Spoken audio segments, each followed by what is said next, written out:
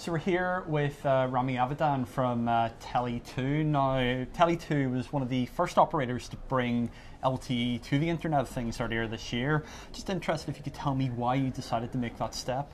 Well, for a couple of reasons. Number one, we want to stay ahead of the curve. We want to be able to offer customers what they want and need before they know it themselves. So that's the first aspect. The second aspect is that we see bigger and bigger demands in certain verticals that require higher speed, basically.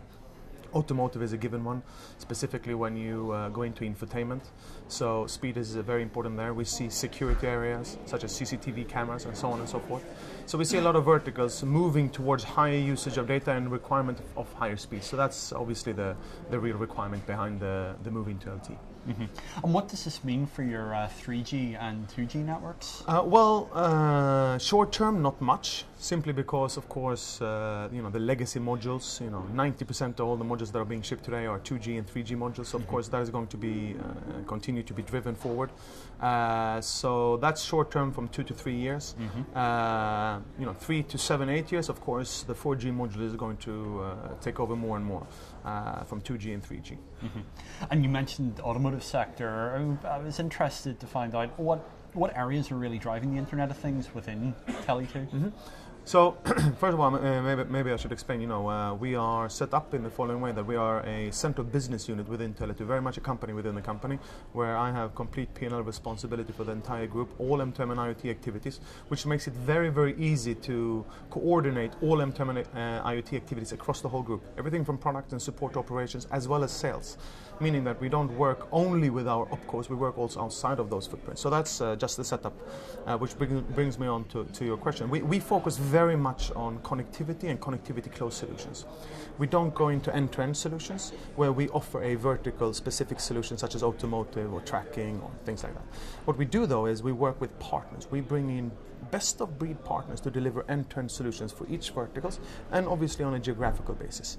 So that's really how we go to market. So focus on the connectivity and connectivity closed solutions, bring on board partners and go to market.